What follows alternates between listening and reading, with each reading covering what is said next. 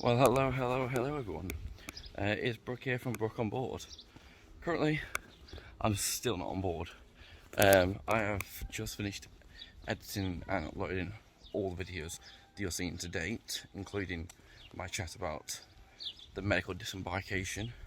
I'm still in Germany. I've had no further updates on what's going on, but whatever happens next, I've had the all clear from the staff, from the amazing staff in the German hospital. I've got a note saying I'm all clear.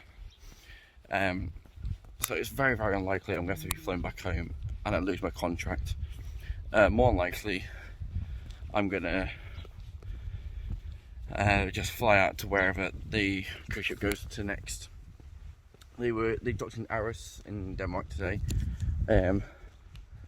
but things take a little bit of time, so I've missed that port. They're going to Copenhagen tomorrow, so hopefully I can fly out to there and catch up with them tomorrow. But for now, I'm going to enjoy the sun. I'm on my way to a shopping centre. It's becoming like late evening, but I'm enjoying it. It's my first time I can actually walk out and go for a walk somewhere and not have to stress about, oh no, can't miss the boat, oh no, I don't have to get to work and get ready to get to work. Life as a crew member on board is very fast paced, very, very fast paced. You don't get very much time to yourself, which I knew going in because we work 7 days a week. Everyone on board works extremely hard. And you do just go back to back activity, because I work in entertainment. Back to back activities in the day, and then in the evening go into my nighttime duties, which consist of presenting our movie Under the Stars, as well as hosting the doors into the theatre, and then going into my Vista Lounge where I play music until the early hours of the morning. At the moment, my amazing entertainment team have all stepped up and they're all taking in turns each night to fill in for my role as the DJ. Because with my departure from the ship, I am the only DJ on board. I did always wonder, when I found out that I'd be the only DJ on board, what would happen if I became ill, God forbid, or what happens, if I wasn't there one night. And I can say that, it's weird watching someone else DJ in my booth, but everyone gets a chance to it. Everyone takes it in turns, whether they want to or whether they like to. It's completely up to them. But I am appreciative that everyone is stepping up and taking on my duties as well. So with me being gone, hopefully I can come back tomorrow. I only missed 2 nights away, but for now they've been very good. If I had it my way, I would have not missed any DJing, and I would have stayed working on the ship the same day. If I had it my way, I probably wouldn't even get off the ship in the first place. But as a precautionary measure, I was blue lighted to the hospital yesterday. As you can see, I'm all okay. I've told all the doctors I'm okay. I feel okay. I've told my work I'm okay, but it's just a waiting game. Hopefully I don't miss too many days of DJing. So that brings me on to another thing. How do we get paid? Because most jobs you only get paid for when you go to work, or the hours you're working, or if you do miss time, you do have medical leave or sick pay.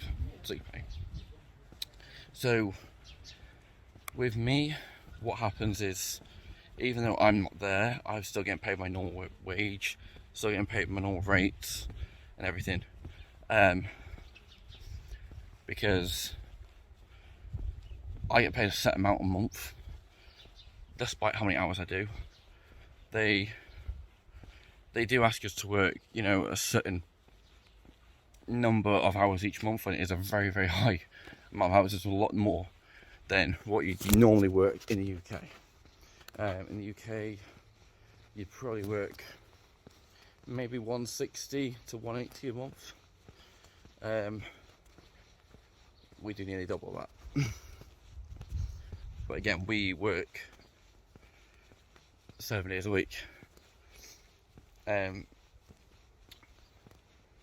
So I also get paid my normal wage because I do extra hours. I won't get paid for it. I do less hours and still get paid for it. It's one of them on the cruise ship where you give a little and you take a little. We have sort of a structured clocking in and clocking out system, kind of, in the sense of if an activity has to go on, it'll go on at a certain time. We've got to be there 15 minutes beforehand to prep everything. But then what isn't rotated in is our time that we spend prepping our stuff, you know, getting our stuff together. For me, it's when I sit in my cabin, I am importing music from like the Song Quest the night before. Like that's the kind of thing that isn't factored in, as well as whilst we're doing the activity runs over, like all that stuff. We get paid all the same no matter what, so there isn't really any overtime as such. So it's nice in a way, in the sense that despite how many hours that says in our contract, I think we don't actually do all the hours that it says that we do in our contract that we've agreed to.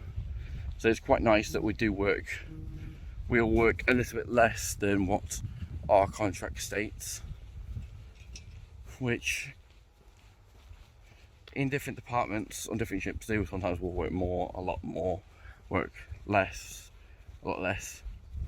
For me, I definitely work one of the longest hours in the entertainment department, just because I work, when I say longest, I work until, you know, the earlier hour of the morning. So I think that my role is the only role that is active until the early hours of the morning. But with that, you get a certain amount of rest period. Again, if you want me to go into more depth about any of this, then drop a message down below. So we get a certain amount of rest period. So we have to have that off by law, which our rest period consists of us talking to family, going out to explore a country, eating and sleeping. Sometimes it's not enough, you know. Sometimes you are just like going to the buffet, inhaling a bit of food, and then off you go. Other times you got plenty of time. I can't wait to come back to the ship. I do miss being on board already, as my channel name is Brooke on Board. So right now it's just Brooke on Land. I would change my YouTube channel and everything to Brooke on Land for a couple of days, just for a laugh, but I don't think anyone would catch on that quickly anyways. So I'm Brooke on Land at the moment. This is my never-ending walk to the shops, and the shops is in the background. There's like a big tower thing there. I think I've got to walk over there. I think I could see it. I don't know what's there. All I know is I've got about 20 euros to my name. When I was in Gdansk the other day, we ran into what we have back in the UK known as Poundland and Pep & Co. They had Pep & Co. and they had some writing. It didn't say Poundland. All the colours were exactly the same, all the fonts were the same, so it looked exactly like Poundland, but it was just named something different. So I was like, oh, I'm going to throw a little mooch in here. So we got given that, and that was amazing. You know, it was like a nice little taste of home to go there. I think there's a McDonald's up here as well, which would be nice, because I might go and get a milkshake. Because, like I say, I'm not poorly. I've been medically disembarked, but I'm not in any sense poorly or ill. I am fit enough to work and all that and be on my own. So, yeah. But yeah, my name's been Brooke on board. I'll catch you in the next video. See you later, guys. And thank you very much, previous me, for our walk around Germany. That was a very fun walk, and I have to say, if you ever get a chance in Germany, the McDonald's there is a lush. They have chocolate milkshake with like caramel sauce. Combination you never thought there would be a thing. It just is. It just works. Anyways, so as you can see, I'm not on the cruise ship, unfortunately. Later that evening, I did go back to my hotel, and I was told that the results done in the hospital in Germany were insufficient, and they were not good enough for the ship doctor to approve me back to work. So the ship doctor gets the final say, and he has said that I have to return back to the UK to have further tests done. Now, once again, my flights and everything was paid for by Princess, or by the Holland America Group. You know, I had 2 flights back, and they paid for my taxi, which was great, to the airport. They paid for my flights. As soon as I landed back in the UK, I was on my own. But that was fine. But basically, they've asked for my address, a contact number, which I had given, and they asked me to confirm this date that I can go to see the specialist. Now, the specialist is at my local hospital. I thought that I'd have to travel to some far out massive town place like Birmingham, Manchester, Liverpool, anything like that, because I live in the West Midlands. So I thought, you know what, they might ask me to go very far away, but I would have had to do it anyways.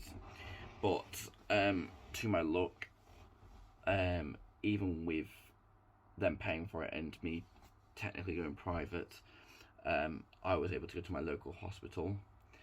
So I have an appointment booked in for a couple of days' time.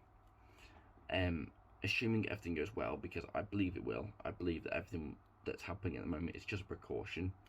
Assuming everything goes well, they will give me the green light to go back on board. But before I go back on board, I must go to Liverpool to see my... Well, I could go to Birmingham as well, but in Liverpool I have my training done there for my STCW and all my events, including my medical certificate, and I just felt like it was a more logical idea to go back to the last person who saw my medical, who signed me off last time, to come and reassess me. So I've got that booked in as well, for the start of August, because as I'm filming this, it is currently the 20th July. I had my episode a few days prior to this, when I got disembarked and got taken to the hospital. And whilst in the hotel room and I've had plenty of time, that's when I edited together all the videos I've had so far. As you can imagine, the Wi-Fi on the ship is not amazing. It works, but it isn't absolutely amazing. Which, surprise, surprise, eh? Because me working for Princess, we have 2 different Wi-Fi. We have crew Wi-Fi and we have Medallion Net. Now, crew Wi-Fi is turned on just in crew areas, and medallion nets turned on basically throughout the entire ship. If you're a crew member, you can't just jump between 1 to 2, 2 to 1, which I struggled a little bit with because my job, I required Wi-Fi to be able to get the newest songs, but it was fine. So whilst I had time in the hotel and I had Wi-Fi, I was editing together, making thumbnails, and uploading videos, and these are getting scheduled to be uploaded pretty much each week at the moment. Hopefully, by the time I get back on board, there won't be a week where I've missed an upload. Because in my head, the way I want to do it is have them scheduled each week, and then by the time I get back on board, I was never gone. So, there'll be like a week or two where, you see me back on land and not on a ship. But then you'll see me right back on a ship anyways. This time I'll be even more prepared, I'll be better off, I'll understand what I'm doing, so I can do a better signing on video. Unfortunately, I wasn't able to do a signing off video. The rule is before you disembark, before when you finish your contract, you leave your bags for security and all that fuzz. But with me, I had 20 to 30 minutes to pack down my room, and I had some room stewards outside my room and just wait for me to finish packing. They didn't come in. They could have, but they didn't. I think it was just to give me a bit of privacy because I was on the phone, kind of stressed and a bit worried about what's going to happen. But they did knock on every 5-10 minutes just to make sure I'm still alive, still okay. And I'm like, yes, I'm fine, thank you. They were all very nice. So when I came off the ship, I didn't go through the security that I should have. But that was only because when I came off the ship, I went straight into an ambulance and got taken to hospital. It was a very weird experience and a very lonely one, to say the least. If this happened in the UK, I could have possibly been, I would have definitely been better off if it happened in the UK. As I could have, been able to communicate a lot better than what I could have, because my German is not great.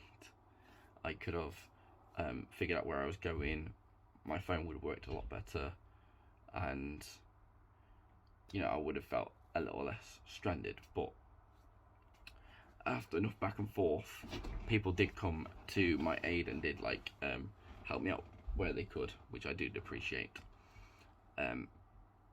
So I've got my ENG1 medical, which the company is paying for.